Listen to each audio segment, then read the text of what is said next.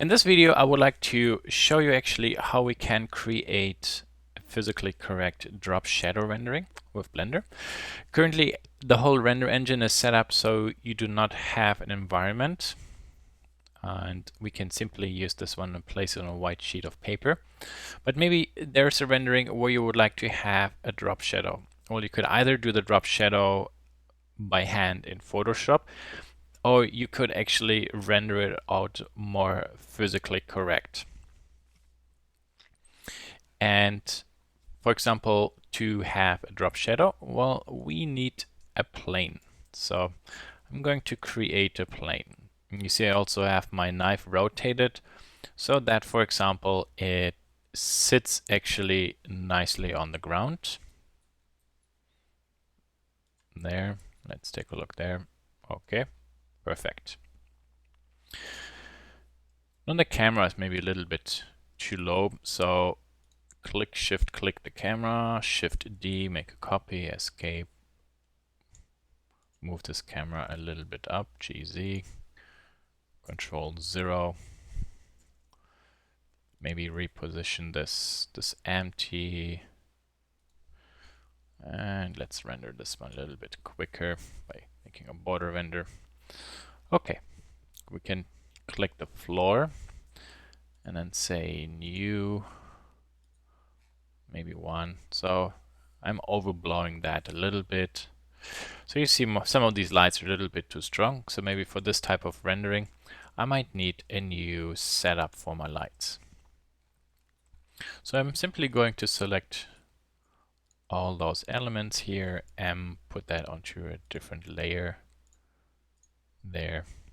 Okay, so let's start building up our scene. Maybe 0.5 for the light, for the background, just a little bit more.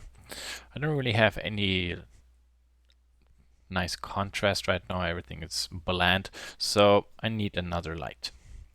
Shift A, area light, well, way too big.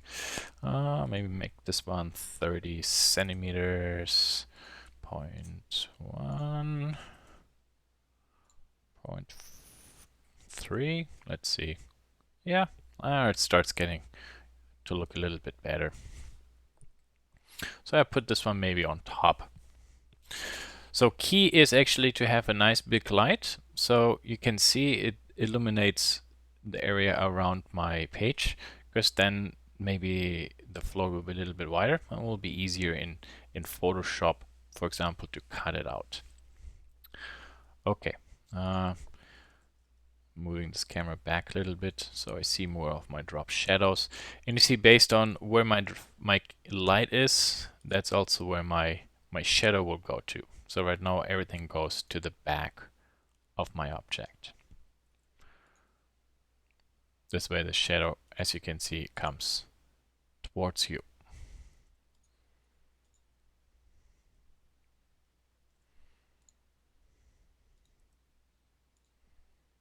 It's a really nice way how to design this. Maybe let's make another light.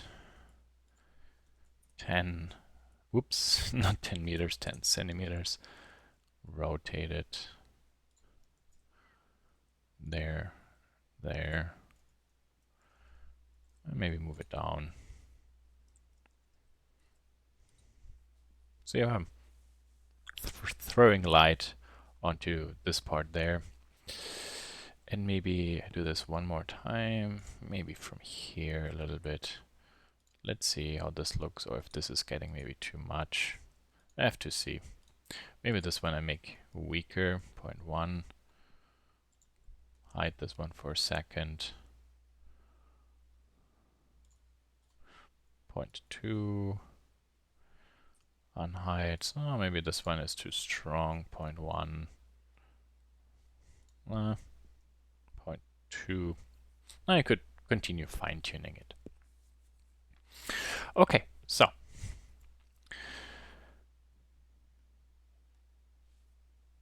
let me set actually my preview to maybe 100.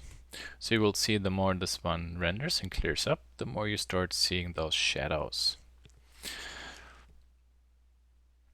in a lot of engines that use this effect, like here. Let me pull this one up. Where was it? There. A lot of these shaders are sometimes they're kind of like semi-realistic. Same like with the reflections. That's kind of like, think about all the graphic effects a game engine can produce. So they're borrowing code from that. So they're not necessarily really accurate. So they fake that stuff in.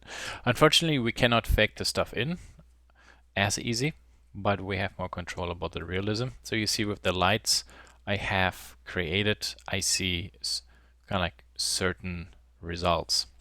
So this image, for example, I could make with this lighting as one rendering. So I will set this one to 50 and let's go and render. There we are. Hey, no border rendering.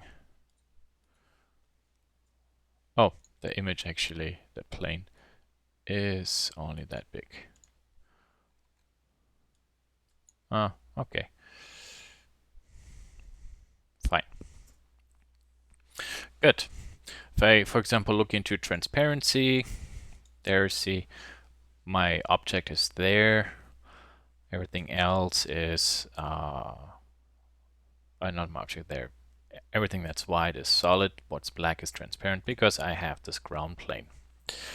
Now I can go to slot 2 and, for example, select this plane.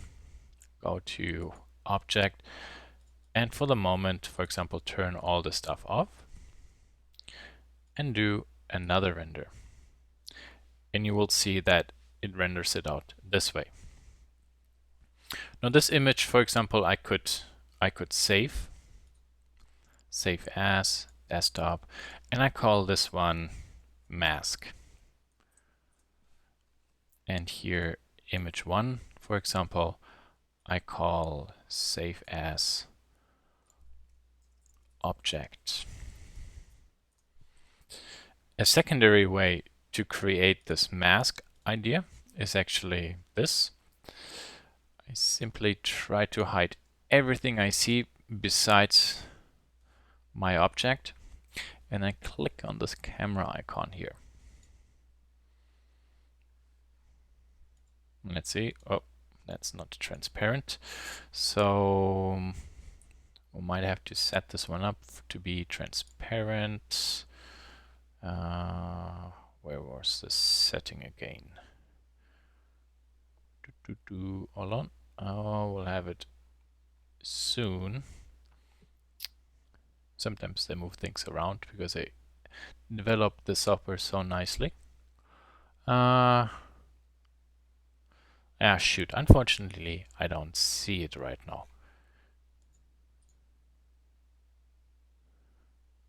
Yeah, okay, never mind. So this idea unfortunately didn't work. I'm 100% sure if I go to Blender Render, then we see it. Shading, yeah, there it is, transparent. So let's go back to cycles. So you see, based on what engine you're in, it shows you certain selections. So for shading, you want to have alpha to be transparent, not your sky. So if I do this one then one more time, it creates an OpenGL screenshot, and you see there everything is transparent. Now this one, for example, I can save. Let's go mask, and I simply call this one mask 2. Okay, perfect. Let's go back to all our lights, and I would like to make my object visible. So, and now I only would like to have my shadows, and I do the following. So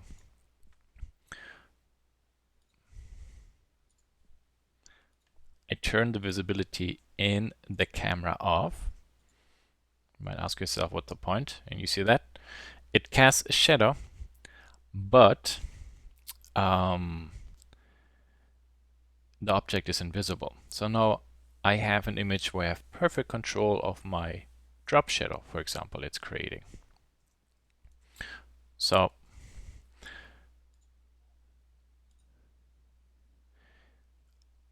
then you would like to go to Scene and go to Passes.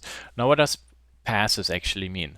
That means basically when you create a rendering, you can save out different passes as images. So for example, I could write down one rendering also just only as shadow, and that's a little bit different than what we saw here. So let's do a rendering, render image, zip, there. So for example, see, this is shadow. So black and white, it tells you now where's actually shadow, where's no shadow. So you see this is kind of shaded, grayish, and with shadow this is pure white. So that's an easy way to cancel out or to key out actually a shadow. So this one, for example, I say save as, and I call this one shadow pass,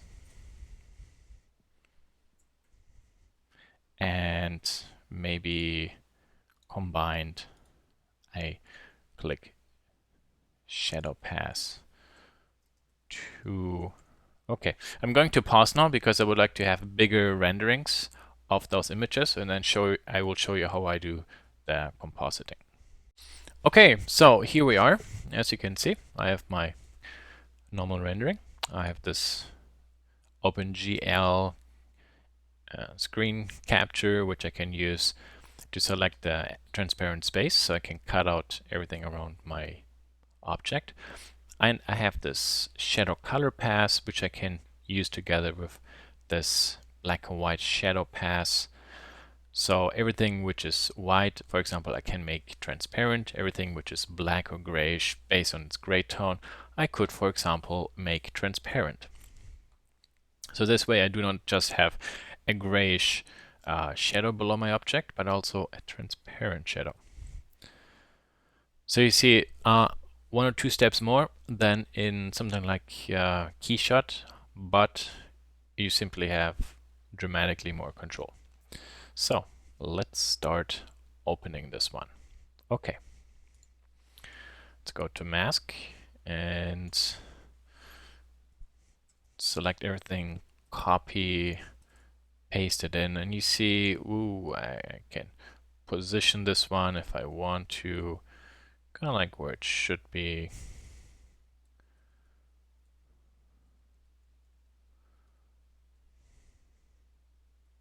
Yeah, maybe like this.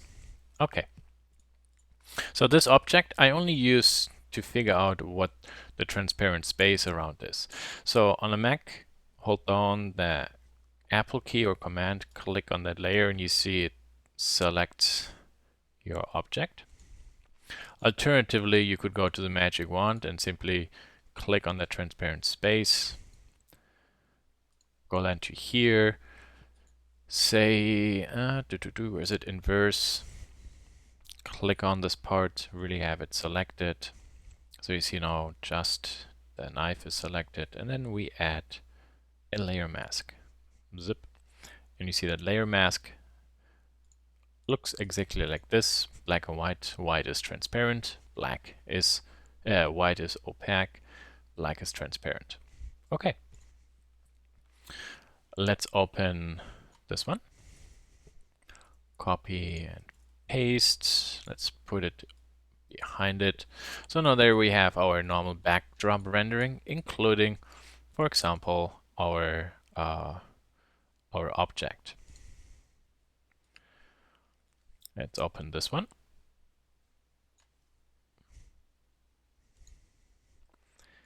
And copy. Let's go to here and paste. Now this one I would like to go to there.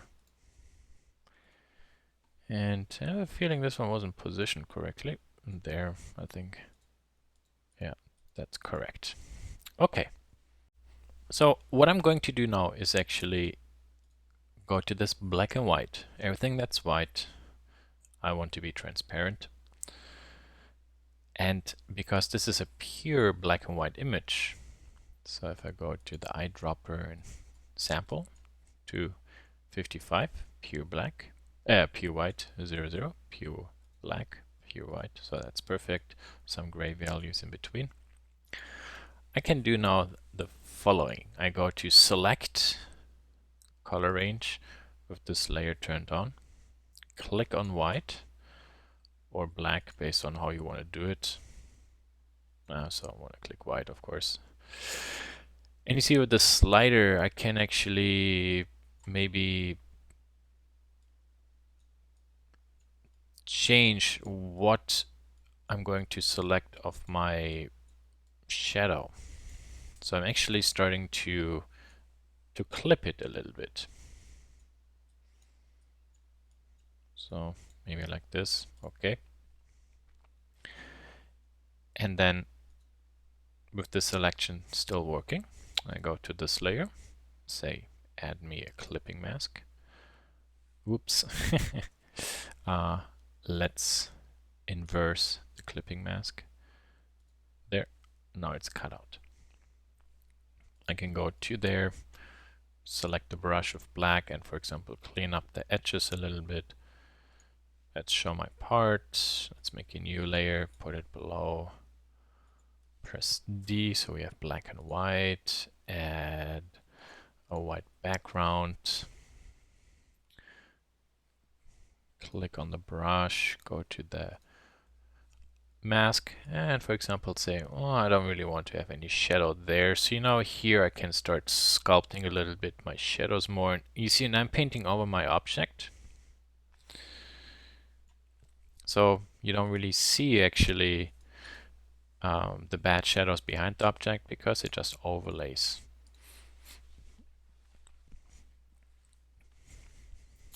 So, and maybe I would like this one to be a little bit softer. So let's see what we have with, maybe with the Gaussian blur. Let's see. Yeah, oh, look, that looks good. So then we soften it a little bit. So for example, the shadow, I'm going to change a little bit after the fact. Okay. So the next really nice thing about this one is why I like working this way. So let's make this one red. This shadow, if I want it to be softer, you see first it feathers out, but if I want it to be more transparent, that layer I can simply adjust. So you see the shadow will get transparent as well.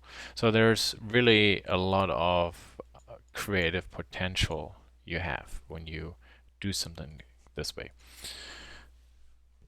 Might need a little bit more work at the beginning, but easy shortcuts always have the drawback of being rather fire and forget, pretty stiff, one-way solutions only.